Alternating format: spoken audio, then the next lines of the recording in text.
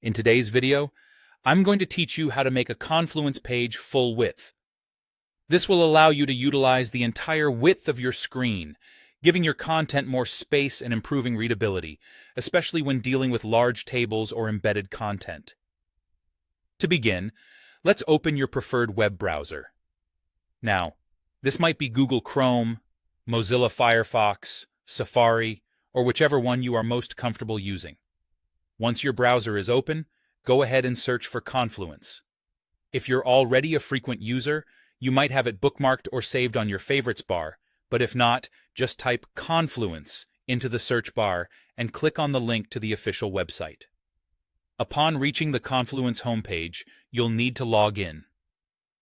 If you already have an account, simply enter your username and password to sign in.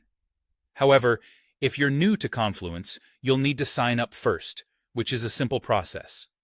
Just follow the prompts to create a free account, providing the necessary information such as your name, email, and a password. Once you're logged in, you'll be directed to your Confluence dashboard. Next, navigate to the page you wish to edit. You can do this by using the search bar at the top or browsing through your existing spaces and pages. When you've located the page, it's time to enter edit mode.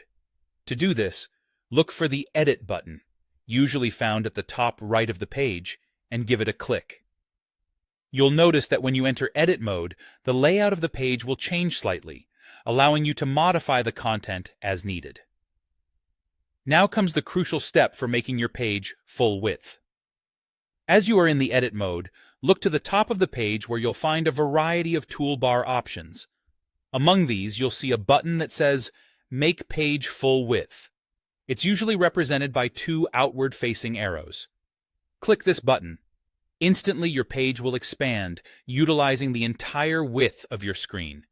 This is particularly useful if you're working with wide tables, large images, or any embedded content that benefits from the extra space.